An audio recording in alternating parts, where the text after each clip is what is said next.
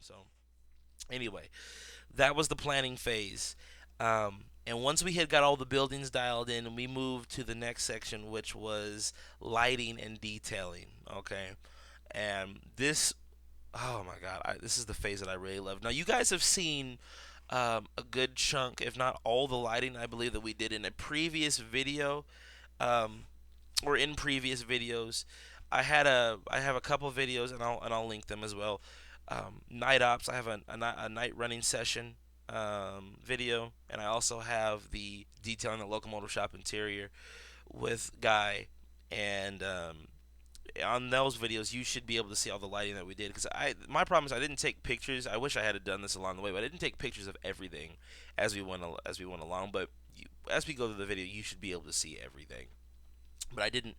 The lighting I didn't break down in phases. I didn't take pictures of it in phases because I didn't actually do all the lighting myself. That's one thing I will admit here. I had a lot of help, and I'm gonna say that right now. I had a lot of help on these modules. Okay, I will say this: the one thing that there are a couple things I did light. The first thing, and this is where we're gonna start. We're gonna start from the beginning here. The first thing I lit up was my engine shed. Okay, and I was really excited to do that. I wanted to do this so bad. I wanted that engine shed just lit up. So there was one day, my friend Avery and I, we went down to the train club. We spent a good 8 hours down there, and I said, you know what? I'm gonna light this thing real quick, dude. So it wasn't real quick because it took like 4 hours to do. But what I did was I had these lights that the guy from that owned the modules before, he handed me a whole string of lights that he had that he was going to do something with. He never did, so he gave them to me. So what I did was I decided to take those lights and put them in my shed. So I'm up here, I'm taping stuff to the top of the ceiling. I'm wiring it, I'm soldering on new wire and everything. And eventually I get the building lit up, right? And it looks like this. Now, it wasn't real prototypical at this point because, as you can see here, cab forward's in the shed just chilling. But I've got wires going everywhere, right? There's wires just going along the top here and then going down through the middle of the building and stuff. It didn't stay like that. What I did was I took the building home and I showed it to my grandfather because I wanted him to see what the lighting looked like. But I showed him the wires and he said, "Why don't you take bits of straw and put them in the four corners of the building and then run the wires through the straw?" And I'm like, "Granddad, that's the most genius thing I've heard all month. That's fantastic." So guess what I did? That's what I did. I took those wires and I ran them through straw, through these little black straws that we get. And it just looks like tubing on the wall. It's fantastic. It just looks like little tubes. Um, I ran them through, and then I just put them in the corners, and it cleaned it up a lot. I will say now it's still not the most realistic in there because if you look at the top of the roof, you just see the wire that the lights are just taped up there. But for the most part, you can't really you're not gonna people don't really see that. You're not really seeing the roof of the building from the inside anyway. You're just kind of looking at the lights and looking at the detail inside the shop, and I'll get to that in a minute too. But these are just a few shots of the original lighting phase of the warehouses, or of the engine repair facility. And this is before. Keep in mind, this is before I I painted the inside of the shed black because at this time I had already just had a bad experience with the what was it, the signal tower. I just had a bad experience with the signal tower, so I'm like, yeah, I'm not really trying to mess up anything right now. But this ended up working out a lot better, and I did the spray paint again, but I did it from a distance. I taped up the windows. It came out beautiful. No light was seeping through after a while, but these are just, like I said, these are still early shots of the engine shed, but you can kind of see, you get the general idea. Looks cool. I had to glue a few things. I have had to glue that damn engine shed back. I don't know how many times, but we got it all in there. The signals, like I said, the signal was already lit. You change the signal by the little car that's over there. I love the glow that the signal gives off. I bought that at a train show a few years back, and I've actually bought two. I have another one. The other one's sitting at my house. I don't know if I'm gonna put on my modules or not. Excuse me. Probably not. Probably just gonna leave it in the box at home. But anyway, um, Signal looked absolutely fantastic. I love the way it just glows off the side of the steam locomotives or the diesels as they come by. You should see the Santa Fe's, my Alco PAs, the MTH Alco PAs that I have with the metal finish on the side. Absolutely gorgeous. Um, when you have night shots of those, the new signal tower. Here it is. um, at this point in time, so I put in the new signal tower, right? What we did was we put a pill bottle inside, a yellow pill bottle. We put that over the light, and then I had to cut out the bottom of the signal tower. And I bought this signal tower at a train show a few years back. Um, Came out fantastic. And I actually weathered that building later on too. You'll see that in a little while. But right now we're just kind of focusing on the lighting here. So we put the yellow pill bottle in. I put that over and I glued it down. It's starting to look absolutely fantastic. Everything's starting to come together. Now here's the other thing. Okay, Guy. So what Guy did? Guy gave me a lot of lights to use, or he actually did the lighting for me. So um, also let me say this since we're on this picture right now. That's the new station platform. So that's the station platform that I decided to go with. Okay, I had a little phone booth from just random knickknacks that I'd picked up over the years. And it's interesting. Here's the other thing, right? Keep in mind, guys, this is the first time I've ever actually modeled anything. Right? I've never up to this point in time I had never modeled anything. You guys have been with me since I was 14. At this point, I think I was like 17, and 17, 18, and I had just started to model this stuff, right? Started to get into the actual modeling aspect. I had bought things from years ago. I'm talking about stuff from when I was 6, stuff from like I said, stuff from when I was 3 that I had these little bits and pieces and details and people and all this stuff, and I finally get to use it all, and it's all coming together. It was just the most surreal thing seeing that all the stuff that I collected over the years now is coming together for one picturesque scene that I'm working on, and it really was it's just an amazing experience. But so that station platform was given to me by a club member. His name is Rick. Rick's another awesome guy. I love Rick. Just a funny guy, really cool guy. Rick, he walks up to me. He's like, "Here, take this." And I'm like, "What? What's this?" He's like, "I don't want it." I'm like, "Oh, you don't want this station bus?" He's like, "No." He's like, "Get that other crap you have out of there and put that in." I'm like, "Okay." So I bring it over to guy. Guy's like, "Okay, that's nice." He's like, "You want that? You want that wire? You want that with lights?" And I'm like, "You can do that." He's like, "Yeah." I'm like, "Okay, yeah, sure." So I gave it to him. Other thing I gave to him was the coal tower. Um, I told him where I wanted lights on the coal tower. He put lights on the coal tower, and then the same thing for the warehouse. He put lights on the warehouse, and the way Guy, I like Guy. I'm happy he and I are partners in this whole thing because he is so meticulous. He pays so much attention to detail. Um, and it really shows in his work because the lighting on the in all the buildings is absolutely fantastic. A lot of the lighting was inspired by him, it was done by him, and it looks great. It really does, and I really like the way the station platform came out. But he gave that back to me. The station platform was the first thing I got back, and originally it was hooked up to track power. And here's another thing I'm gonna say about what Guy does. Like I'm gonna talk about the coal tower because I don't really have any pictures of the coal tower. But for the coal tower, what Guy did was he had like this. He used the same type of light, but he used resistors, so the lights would be at different intensities. So you'll have three. There are 3 lights on the coal tower, right? But all 3 of the lights have a different intensity to them, and it just adds to the scene, makes it more prototypical, and I love it. Um, and also there was another thing that I learned from him because we were outside one night at the old this is at the old train club, and we were just sitting down talking, and we were looking at these houses. We were outside at night in the summertime. We were looking at these houses across the way, ways away, and we were looking. He's like, you notice how the lights in the buildings, like one side of the house is dimmer than the other side. How the lights are different colors and everything. I'm like, yeah. He's like, we should, kind of do something like that on our modules. I'm like, okay. So when I did my train station, what all I did was I took all the train station is just one light, okay. So I took a light from an old, I think it was like one of the old Bachman, the little red Plasticville Bachman train station. I took that. I just nailed it down onto the cork and I put my train station over. But what I did was I staggered the train station so one side of the station would be brighter than the other side. So it would look like there was a light on in one part of the building, but the light was kind of, the other rooms were dark, but the light was seeping in from the other room. And I think the effect came out real nice, and it came out real nice. And it was inspired by that night that guy and I were looking at the lights in the buildings from from across the way, from across the street. So anyway, at this stage of the game, we didn't just do lighting. I did some detailing. This was the first time I had done detailing. I have a few pictures that I had here on my Snapchat. I share with my friends, and I broke it down into different stages. So this was stage one.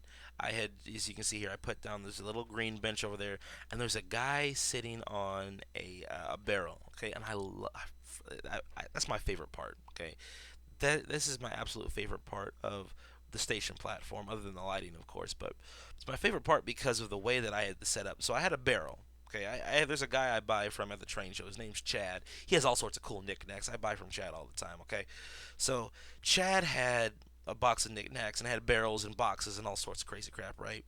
So what I did was I took one of the barrels that he had, I glued it onto the station, and I had one of the little guys that I bought from him. But what I noticed about him was that he had, he was sitting, he was in a sitting position, but he was also in this position like he was looking down at something, like his head was turned and he was looking down the way.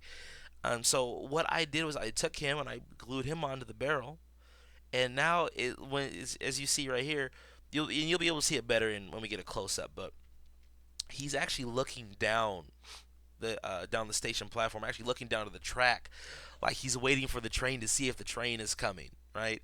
That's kind of always how I had it envisioned in my head. It's just these small little details that I decided to put in. But that was phase one.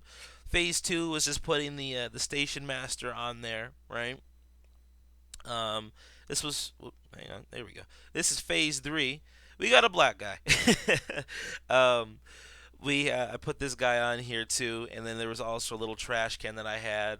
The okay, interesting, fun little fact, that bench, that green bench there, that is actually from another train station that I had. I just ripped that off and then I glued it on here because I'm like, that would just be really cool. I'm just gonna steal this from something else that I had, and then um, after that, I put the telephone booth in there, and it was kind of set, and then when I hooked it back up and you see the lights, I was like, oh man, that gives it some life with those people on there. That looks good.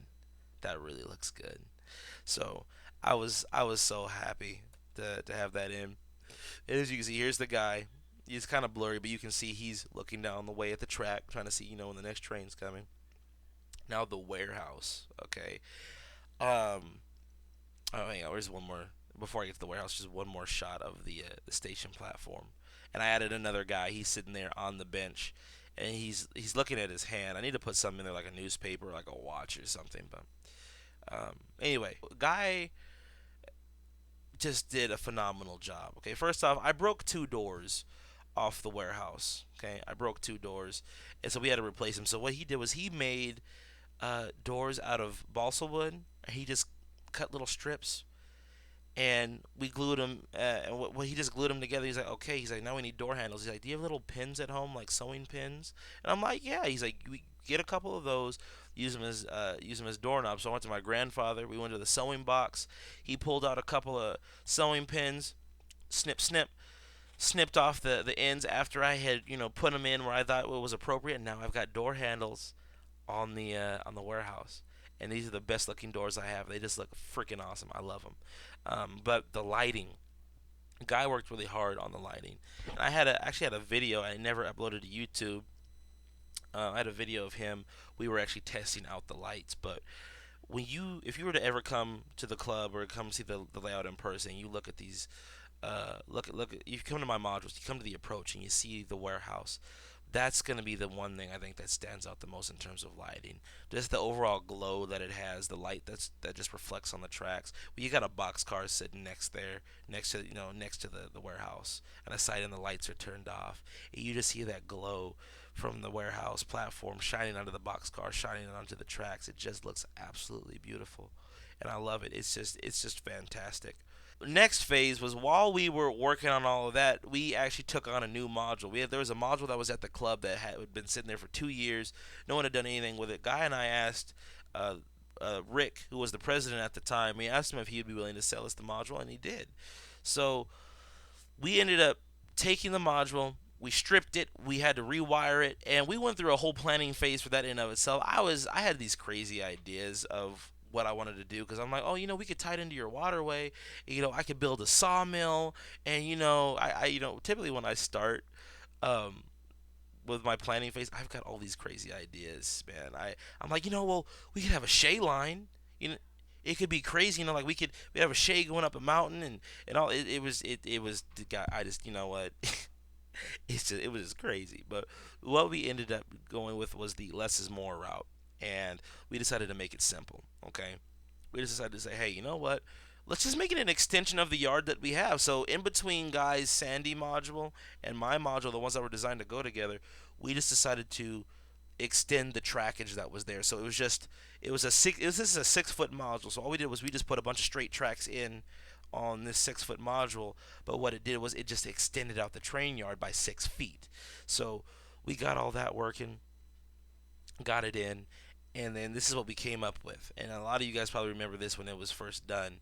I did make YouTube videos about that, but I had a few ideas of how to make this thing more interesting than just an extension of the yard. I decided to put it in an abandoned siding with a derelict steam locomotive sitting there that was rusted up, that was waiting for scrap. So the steam locomotive was on the abandoned siding, and I actually had railroad ties that were ripped up there. Um, that looked like they had just ripped the rails out. And so we took, I did that just to make it interesting. I put a couple railroad ties on the side just, to show that, they are not railroad ties, rails. I had a couple rails on the side just to show that, it had been ripped up. But I kind of planned out, it's supposed to look like there used to be a switch there and they just ripped it out. And so I kind of detailed that all up, detailed that steam locomotive. You guys have seen pictures of that before. That's probably one of the best weathering jobs I've ever done. I even put in the tubing for the steam locomotive, and that's just straw, right? There's little straws that we had from the casino. Just cut them, you know, cut them to size, put them in, weathered it, weathered the whole locomotive. It was great. But anyway, the module, 6 foot module. We just put a road through. I had a little extra building that was sitting there. I decided to put in, which was just this. It was part of that whole Walther's built up series. It was with the signal tower. So I put that in. Weathered it. Decided to put some shrubbery around it. We put the road in. The road is made from real dirt from guy's backyard. Kind of put that down. Ballasted the track, ballasted the yard, looked fantastic. It took us. We got this module done in about 2 weeks. I bought I bought most of the materials and everything. Came out really nice.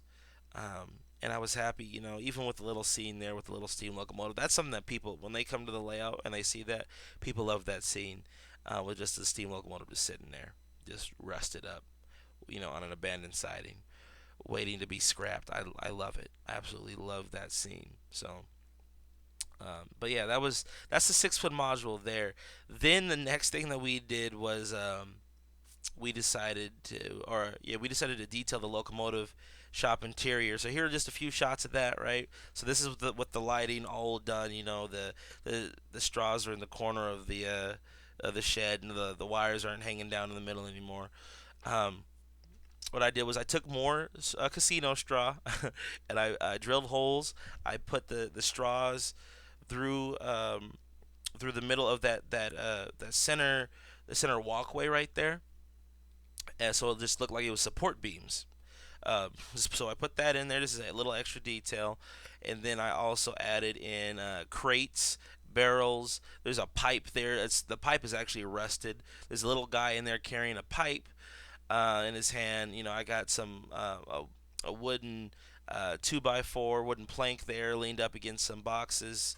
And here's the interesting thing about this. Okay, so what I'm planning is I wanted to have the club members do some voice acting. So what I'm going to do is I'm going to have a little speaker underneath my modules, and what I'm going to do is I'm going to give the guys lines, and I'm going to have them it's gonna go through like a normal day in the engine shop. And there's gonna be like all these little inside jokes and everything, but it's basically gonna be like it's the inshome crew, the inshome train club crew, working on a railroad, working on a steam locomotive in a steam locomotive repair facility inside this shop here. And I'm super excited to do that.